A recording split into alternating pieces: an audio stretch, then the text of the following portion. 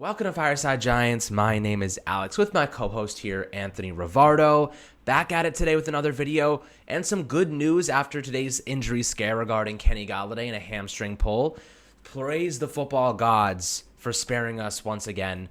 It's nothing to be overly concerned about. You know, we have seen injury issues, especially with the hamstring in the past. If you remember, OBJ missed the first 4 games of the season when he was a rookie due to a hamstring injury. These things can linger. These things can have a long-term impact, but the worst-case scenario has been avoided. Kenny Golladay did go to a doctor this morning. We're going to talk about that, what the implications of Kenny missing this time, if he's going to miss preseason, and what we anticipate his timetable for return to look like. Before we dive into all this good stuff, including some wide receiver talk on Sterling Shepard, David Sills, who's been standing out, and a little bit of Matt Pert talk and his progression. Anthony, my friend, how you doing today? I'm doing great. Of course, the Giants don't practice until the evening today, so I will probably hit you either with a second upload or an update video early tomorrow morning. But let me tell you, man, I'm really relieved. I let out a huge sigh of relief today with Kenny Golladay, that injury update from Joe Judge. Great news there, saying that the worst-case scenario was avoided. Same terminology that he used for Shane Lemieux, and Shane Lemieux is probably returning in a few days because Joe Judge then followed up with that a day later and said he's not week to week, he's day to day. So hopefully, same thing with Kenny Golladay. Hopefully he just needs to rest a few days and he'll be back at practice within the next week or two. And that's really, really exciting. You know, we really need to get out of training camp with no injuries. We need to be fully healthy going into this regular season. We have a big year in store, but that's only going to happen if everybody does, in fact, stay healthy. So very important stuff. And then, of course, I'm excited to talk about David Sill, someone who's been really standing out. One of our fans in the Discord, I believe it was the elder of the Joe Judge fan club, he pointed out David Sills to me and said, go check him out. And what do you know? David Sills has been taken off a training camp. You know, a lot of exciting storylines as we ramp up and get closer and closer to preseason. Man, I'm just hyped, bro. I'm just so excited. Me too, man. And Kenny Golladay, Joe Judge said this today about his injury. He's seeing a doctor this morning. I would say in terms of a worst-case scenario, I think we kind of avoided that in terms of dealing with it. We'll see what the timetable looks like. Similar response to Shane Lemieux's injury, saying that we avoided a worst-case scenario. And now, we kind of wait. He walks off the field seemingly fine. This is a guy that signed a 4-year deal worth $72 million on March 20th, so a big signing for the Giants. We need him healthy. End of the day, this lost time, Anthony, it represents to me at least missed opportunity for him and Daniel Jones to continue building that chemistry, which is essential ahead of the season. Those timing routes, like the comfort of him catching the football, the speed, the velocity of Daniel Jones' arm. All these things that a wide receiver need to kind of get accustomed to before they make an impact at that next level. And I think, this will hurt him in his progression. They will send him back a couple weeks. But do you think the Giants, we know the Giants are going to keep him kind of eased into his return, rehabilitating him properly without risking further injury.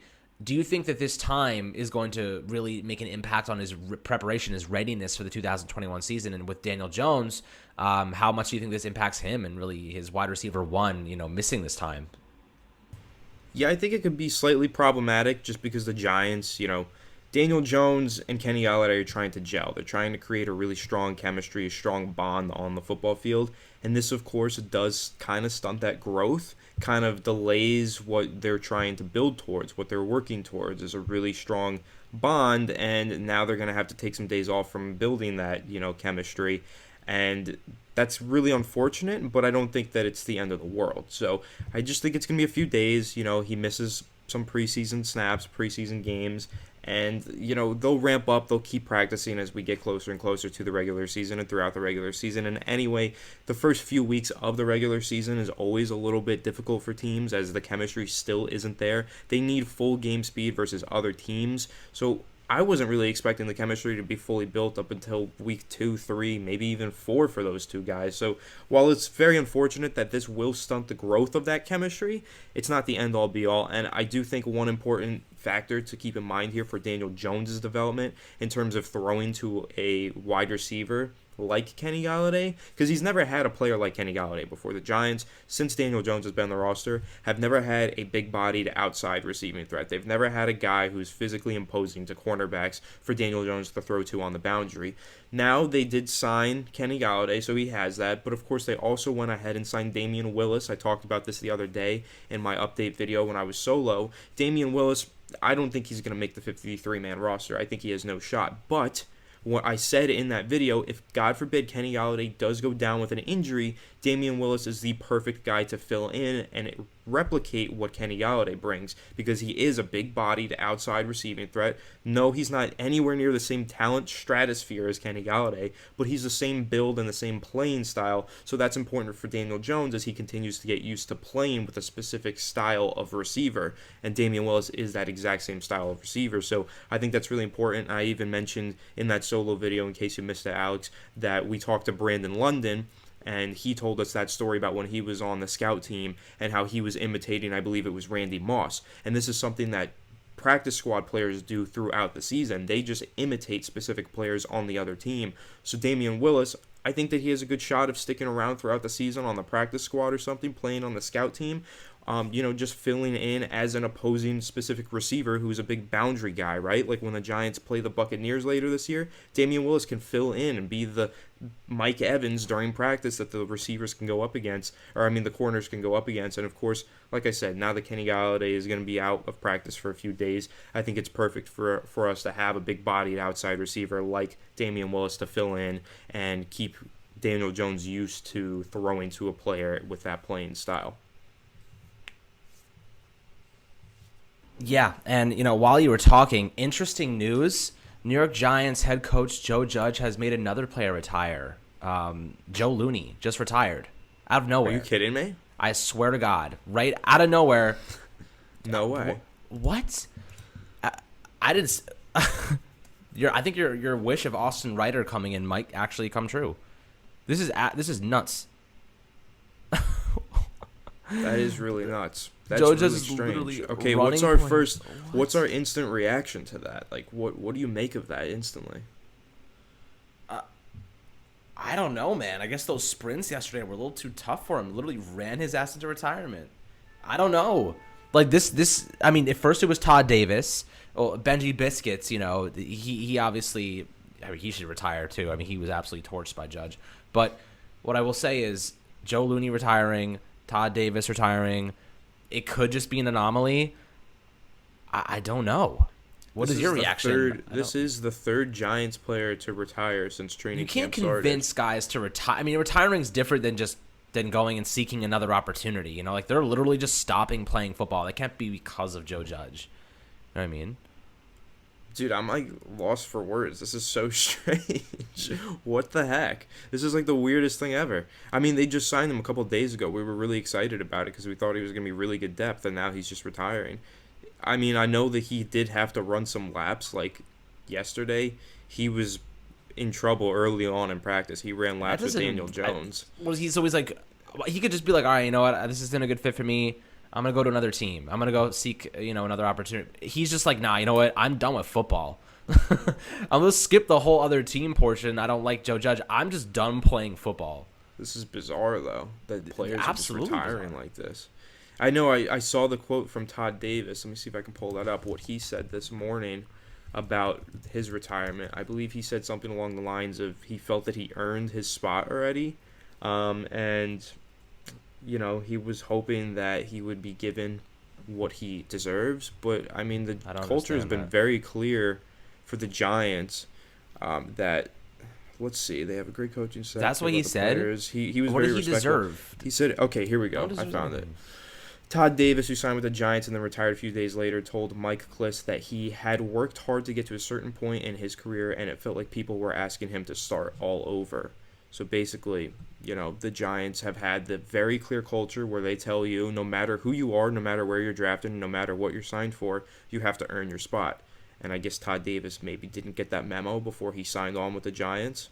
I mean, dude, if you're not signed by this point and you're not a starting level player, what exactly do you think you deserve? You know what I mean? Like, clearly somebody else would have picked you up if you were a starting level player. I mean, it makes no sense to me. Like, you think you deserve something, but maybe you're just not that good. Maybe you're just not that good. We have Blake Martinez, and we have a couple young guys who, probably can fill that role better at this point in their career. I know Todd Davis has won a Super Bowl, I believe. He was, with Minnesota last year. He's jumped around to a couple teams, but when exactly are you, deserving of a starting role? I mean, Joe Judge was like, dude, like, you're just not going to have that. You might as well retire. And he was like, facts, I'm just going to retire then. I don't know how I really just don't know how this unfolds. It's blowing my mind. The Giants are becoming the nursing home of the NFC East. We're literally just sending guys off to hospice at this point. I don't really get it. This is like just a wild turn of events. Well, for Matt Lombardo, he was apparently sent on several penalty laps during his first practice. And, of course, there was the fight yesterday. So, I don't know, man. Very strange stuff here from Joe Looney retirement. But, like, just go to another team?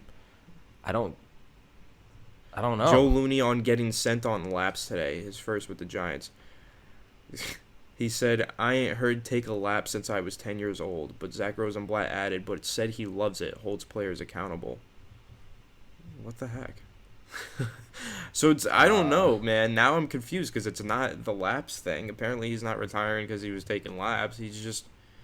I hope that we get some sort of explanation later on in the day, and maybe we'll make an update on that. But right now, I'm a little lost here with this Joe Looney retirement that just Kenny dropped Golladay about to retire. mid-episode. Like, what is happening? Yo, come on! Don't even speak of that evil. Kadarius Toney retires after being drafted first. Bro, first round. chill. You gotta relax, my dude. It's not gonna happen. It's not gonna happen. You gotta relax, though. Can't manifest these horrible, evil things. I mean, look, it just opens the door for Austin Reiter, who can't be any worse than Joe Looney. You know what I mean? Joe Looney's not that good. Yeah, I mean, I want Austin Reiter to sign with the Giants. I hope that they pursue him, and I hope that he signs. But we haven't heard anything about that in a few days, so I'm just kind of like moving on and assuming that it's not going to happen. But I guess we'll see. I hope it does, because the Giants now again. We were talking about how we had no depth on the offensive line. They signed Joe Looney. Looks like we have pretty good depth, and now he retired, so we don't have good depth again. But I will say this: we do have good depth at tackle. I do like Nate Solder at tackle, and I feel like that's something that I don't mention enough. I do like Nate Solder as a depth piece at tackle. Me too. As a depth piece, absolutely. But as a depth piece, nothing more. Absolutely, as a depth piece, absolutely. But I'm just like very confused right now. Like where does this coming from? Like Joe Looney, he looked fine yesterday. He was cracking jokes, having fun. Yeah, he was happy. And then suddenly, maybe he's like, you know what? I just am not cut out for this intensity. Like, I just don't want to start over again. Maybe it could have just been that. Like, he was like, you know, I've had a good career. I've had a long career. And now they're like, it's really intense. There's young blood here. They're really passionate, which is not a bad thing. But maybe it's just like, you know, I just don't want to do this anymore. He probably has enough money. Well, at least I hope so. Otherwise, it'd be a really bad decision. But you know, I guess we just move forward, right? I guess that's really the only place we go from here. But all right, interesting turn of events in the middle of our episode. Joe Looney decides to retire out of absolutely nowhere. Austin Reiter, welcome aboard. If the Giants are interested in that, I imagine they will be. Came in for a visit. I really hope. They consider that. We just need the depth. Austin Reiter's not a great player either, but at least he can be a decent starter if we needed him to. I still would like Shane Lemieux to pan out. I still like Nick Gates and Will Hernandez. Hoping for the best. All right, I guess let's move on to the receivers then.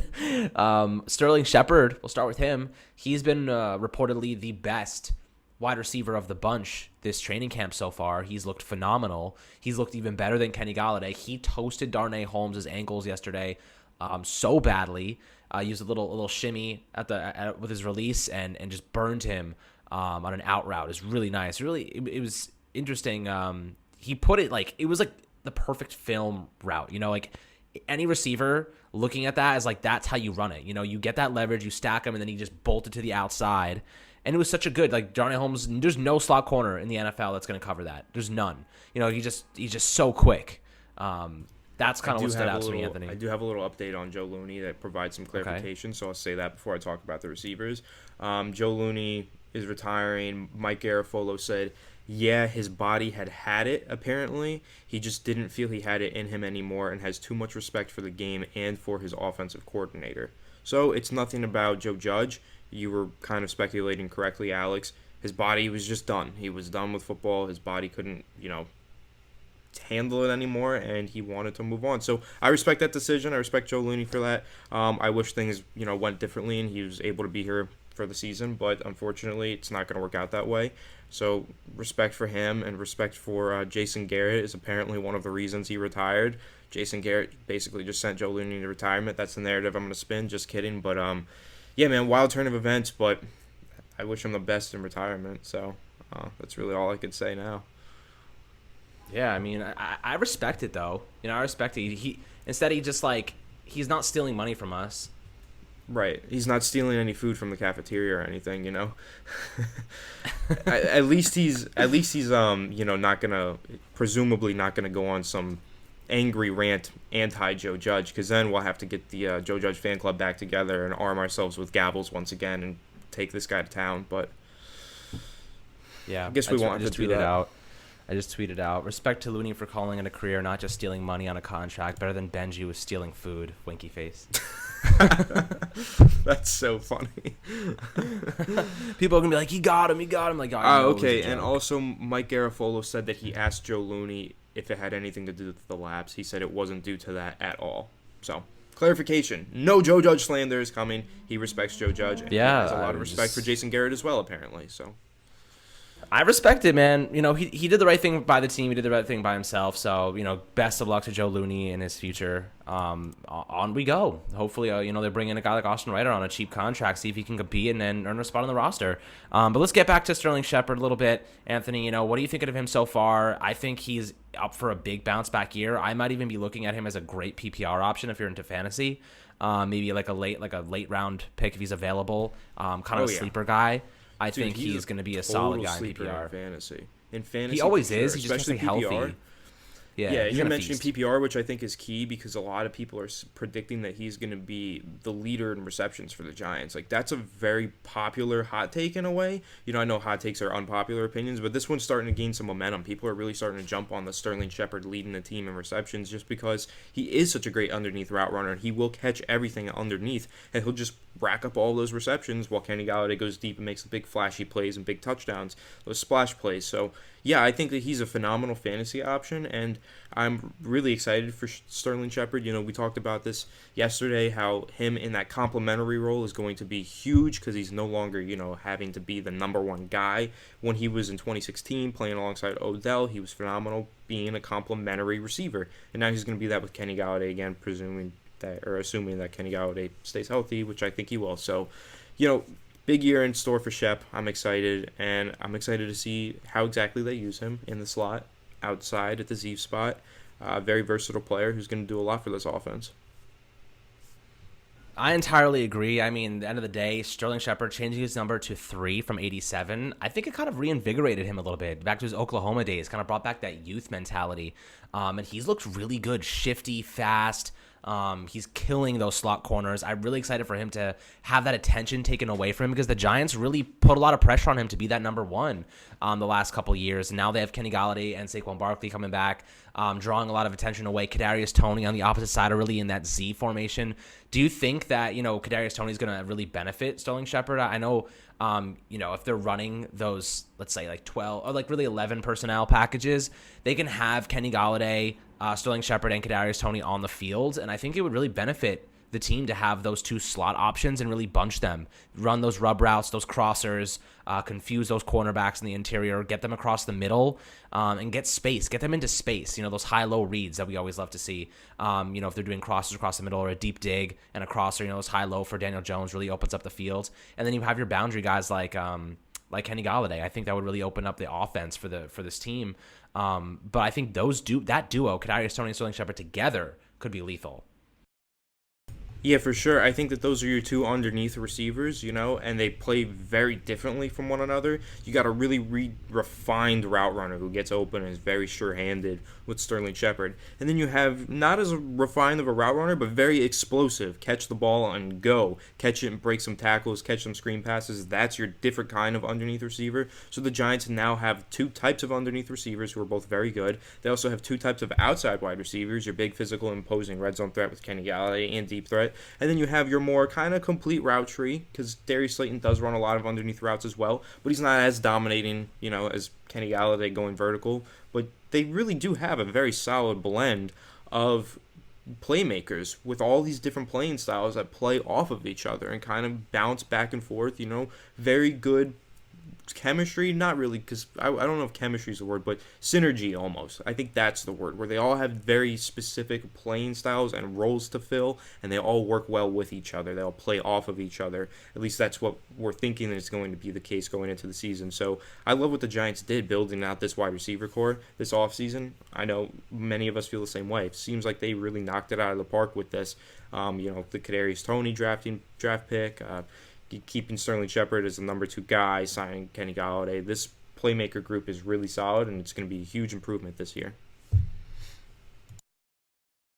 Yeah, and another wide receiver who's standing out is David Sills. He's a guy who broke his leg last offseason, and he was killing it during training camp, and we were really, really rooting for him. And this year, again, he's doing such a fantastic job. He has 4 touchdown catches up to this point, doing a lot of red zone work. And he had 2 yesterday. Out of the 3 that Daniel Jones had, he had 2 of them. Both of them fade routes in the back corner of either end of the end zone. Really nice. It's really nice to see. He gets a lot of separation. He's pretty tall. He's athletic. He had a really nice sliding catch in the middle of the field, protecting the football and making sure to haul it in. This is a guy who could be pushing for a starting, not for an active roster spot, not a starting spot, but an active roster spot. However, he doesn't really have any impact on special teams, which is that's where the value falls off a cliff, right? Because the Giants have maybe 5, maximum 6 receivers on the roster, right? So you have Kenny Golladay, Kadarius Toney, Sterling Shepard, Darius Slayton, and then you have John Ross and David Sills really battling it out for that 5th spot, and then you have CJ Board, who's a gunner, right? I think CJ Board makes the team because he looked pretty good. He's an average receiver. He can get it done. That's probably your 5th guy because of his application on special teams. But the 6th option right there, John Ross, David Sills. Who makes the roster between those 2 guys? Obviously, John Ross is the speedster. He's looked pretty good in camp so far. He's all business right now. I think it was a 1-year, $2.25 million deal. So they're paying him. He's $1 million guaranteed. David Sills is probably making the minimum as like a practice squad player. Who do you think wins that battle right there? Like, is David Sills good enough to really dislodge that spot that John Ross is assumed to have based on his experience and the fact that he is just so freaking fast and he can be a punt returner too? Between those 2 guys, who do you think's winning this wide receiver battle? Between John Ross and David Sills, it's really tough, and honestly, I'm going to look to preseason to make that determination. Of course, you say John Ross has that speed and he can be a returner, so he might just provide you more there, but David Sills is also a pretty big guy, pretty big outside receiver threat. He could be your potential fill-in in case during the season Kenny Golladay gets injured. You know, we keep talking about that, how the Giants need a guy who can play the same role as the starting guys. This guy could potentially play that Kenny Golladay role, being a big outside threat. So, I don't know, man. David Sills has really been impressing a lot of people during training camp. Of course, like you mentioned, we haven't seen much of his impact on special teams. We haven't heard anything there. But you can definitely bet on the fact that once the Giants get into preseason, they're going to have him play some special team snaps and see whether or not he's able to do that, on the big stage. So I think that's going to be a key determination factor for David Sills. How does he play in the preseason? And that's probably going to be pretty crucial for John Ross as well. These guys really need to step up to bat and hit some home runs here because David Sills, he's really showing out in camp against backup corners and everything, against some of the starting corners for sure, but mostly against backup corners. But we really need to see him just go out there and compete against real players, like other teams' players, and do some damage, because we've seen John Ross do some damage against starting players as a starting receiver on the Bengals. So it's kind of an uphill climb for David Sills, but I do think that he's showing enough to say I have a chance of making it to the top of this mountain, and I hope that he does because I'm really rooting for David Sills. I like his game, and I've been super impressed with him so far this summer. Yeah, me too, and I think it's fair to say that it'll probably come down to preseason. Those 2 guys, John Ross and David Sills, are both going to get a lot of preseason snaps. I wouldn't be surprised if they were on the field the entire second half of games, if not the first 3 quarters or the last 3 quarters, right?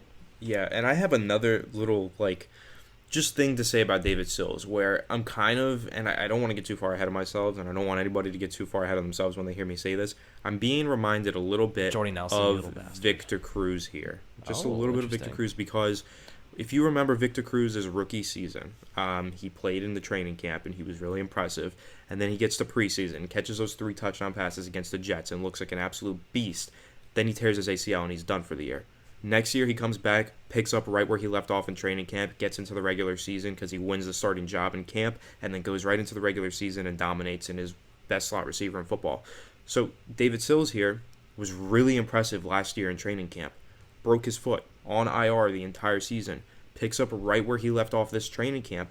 Let's see if he can string together some good preseason performances, make the team, and see if he can maybe contribute during the regular season. Now, of course, the Victor Cruz situation is 1 in a million. We're like never going to see something like that again. But there's just some certain factors to this David Sills story that sounds familiar. And it sounds familiar because we've seen certain things with Victor Cruz's awesome career. So, just something I want to throw out there. I see some similarities, so hopefully he can improve or impress us in preseason and maybe make the roster and contribute this season, similar to how Victor Cruz was able to, though I don't think it would be on the same scale. Yeah, I mean, look, Victor Cruz was an anomaly. That does not happen very often. David Sills, very unlikely that'll ever happen to him, and he has an even taller, hill to climb here. He has Kenny Golladay, Tony, and Sterling Shepard in front of him. Him cracking the roster is going to be incredibly difficult, even if he makes the active roster. He'll probably won't see the field at all unless there are injuries, which is a frequent thing for the Giants, so he definitely could. But I'm excited to see what he can do. Preseason offers that opportunity to players just like him, who can climb the mountain and really get there. So we're rooting for him. Hopefully he can show out. And honestly, I prefer him over John Ross because John Ross, it has that bust label on him. David Sills has worked his butt off, and I think he's deserving. I don't think John Ross is going to make an impact so significant that it's like, okay, we need him on the roster. I think that having David Sills would be better off. Also, he's so much cheaper, so we'd save a little bit of money there too. But my friends, let's talk about Matt Pert for 1 second. This is a guy who gained what seems to be 15 pounds of muscle mass this offseason. He's coming back. Just a fantastic young player that has great fundamentals that just needs more experience, right? He had COVID last year. He missed a lot of time because of that. He was a rookie third rounder, didn't really have the opportunity to really get going. And I think this upcoming season presents an opportunity for him in the preseason to get that essential reps and experience to build off his progress last year. And I will say this, Joe Judge said some pretty good things about him. He said he had a setback with the injury at the end of last year that kind of took a little playing time away from him because he couldn't go out there and give 100%. But we had confidence in him every game last year to put him out there when he was healthy. And look, right now between all of our tackles, we're looking for all of these guys to keep improving, and as many players as we have that we're able to get in the game, we're going to play them. So that's what we should expect during the preseason. Pert said that's one thing with football. It's just playing through adversity. That was my adversity going through the end of last season. I'm just so fortunate to have a great group of guys around me that really relied around me when times got rough for me. So I'm keeping it with stride. I just take everything day by day. I got out here and took everything day by day and tried not to dwell on all that adversity because, like I said, it comes with football. So I'm just really fortunate that I have a group of guys that were able to help me. And I think Solder is going to be a big impact for him as a mentor coming back, having experienced at right tackle before. So, Anthony, I know you're a big Matt Pert fanatic, a fan, an optimist. I know you think he's going to lock down the starting job here, but, what are you expecting to see this upcoming preseason? Do you expect to see a lot of growth? I expect to see tremendous growth because what we saw last year was not the same Matt Pert that I saw in college. This was a guy who, and I keep hinting at this. I hinted at this in the upcoming Tony's Takes episode that's going to be live for the members today. It's a breakdown on Matt Pert and Nate Solder, and it's going to be public to everybody tomorrow, so stay tuned for that. But I do give my thoughts on Matt Pert there, but I'll give a brief description right now. I found the statistical link amongst the offensive linemen last season where true passing sets, which is basically one-on-one pass rushing snaps, right? Where they're in pass protection, one-on-one. There's no play action, no rollouts. It's just them versus the defender. Those are how you really determine whether or not an offensive lineman is good in pass protection, and that's what PFF and other sites use as they scout players, as they scout offensive linemen. That's like the number one thing that they look at. How do you do in true passing sets? Matt Pert was phenomenal in true passing sets in college. He had like a 95.3% win rate. Just really, really good. Andrew Thomas had like a 98% win rate. Well, this upcoming season, or this past season, they both had like a 15+% pressure rate.